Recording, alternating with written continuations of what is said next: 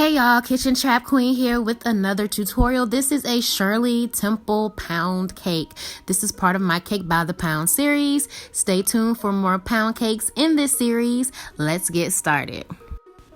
All right, what I have here is a 16-ounce bottle of maraschino cherries. I've separated the cherries from the juice. You're going to reserve the juice and the cherries. I do have some reserved for the top of the cake, but you don't have to do that when you do your cake as well.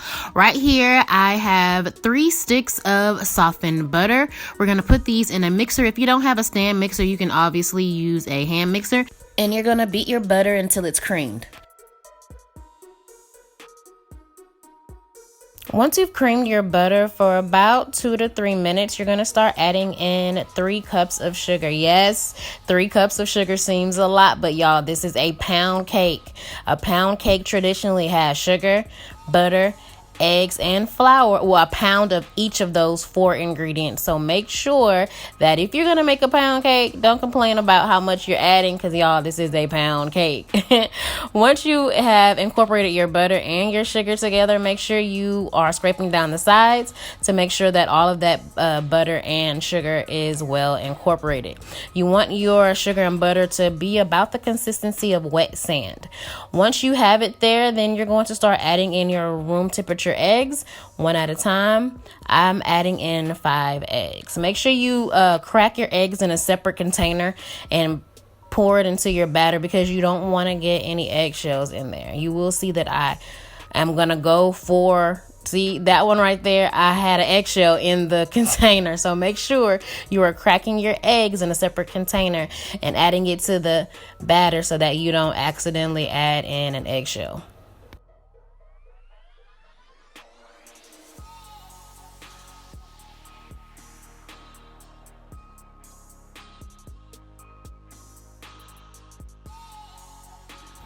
At this point, you'll want to stop and scrape down the sides of your bowl to make sure that all of your ingredients have been well incorporated. All right, you'll want to measure out a cup of 7-Up so that we can start alternating our flour and 7-Up into our batter. So what you'll want to do is to divide your flour into 3 parts and your 7-Up into 2 parts so that you can alternate your flour and your 7-Up into your batter. So you'll see me start off with my flour, and then I'll add in half of my 7-Up, and then I'll go in with my 2nd cup of flour and then my last half of my 7-Up, and I'm going to end with my last cup of flour. You always want to start with flour and end with flour so that you don't overmix your batter. I cannot specify enough to not overbeat your batter, y'all. You don't want to go through all these steps just to have a dry cake. All right, so if your cake comes out dry, that's because you over mixed it. You just want to mix everything until it's just mixed in. You don't want to beat it for days. After you add in your last cup of flour, you want to beat it for about 30 seconds, and you're going to stop your mixer and start scraping down the sides to make sure that all of your ingredients have been well incorporated.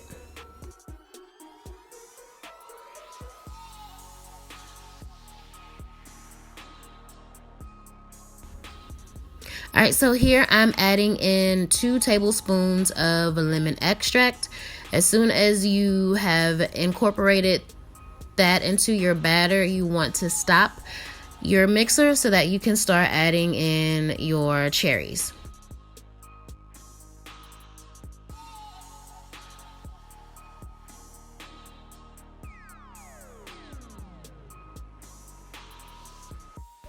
Now we're going to fold in those reserved cherries into our batter.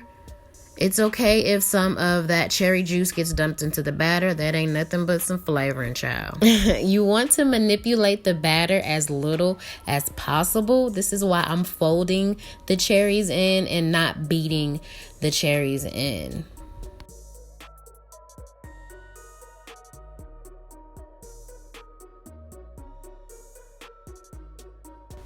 All right, so what I have here is a grease bundt pan. Fun fact, y'all, this bundt pan is older than me. This was my grandmother's bundt pan. I was having the hardest time trying to get this batter in the pan while trying to film and not getting in the way of the camera, y'all. So you'll see me struggling a little bit to get this batter into the pan, but make sure you gently place your batter in the pan. Try not to manipulate the greased portion of it. After your batter is in the pan, you want to tap it to get rid of any air bubbles, and we're going to place it in the oven at 325 for an hour and 25 minutes. Now we're going to make a simple glaze for our pound cake. I'm real particular about my glazes on my pound cakes because I don't like them too thick, because a pound cake is already thick. So I like more of a runny glaze than a thick glaze, if that makes sense. So what I have here is a cup of powdered sugar.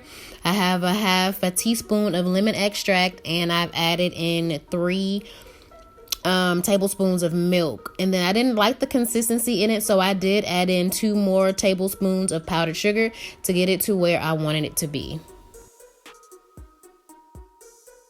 All right, so after about an hour and 25 minutes, you're going to take your cake out and let it cool in the bundt pan for about 10 minutes. After 10 minutes, you're going to flip it over and hope and pray that it comes out pretty, y'all. This is the moment that all bakers are just on the edge of their seats for, y'all. And you know what? I thought it was going to come out pretty because I felt it release from the pan. But as soon as I lifted, y'all, look. Y'all, this cake got vitiligo.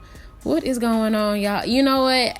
And I wasn't even gonna waste this video or this cake, so I was like, you know what? We gonna let it slide. So what I'm doing now is taking a skewer, and you're gonna poke little holes all in the top of your cake so that we can pour on that reserved cherry juice. For this part, you don't have to pour the whole jar of juice on your cake. I don't like a wet cake, so I didn't put all of my reserved juices on there, but it's up to you how wet you want your cake to be.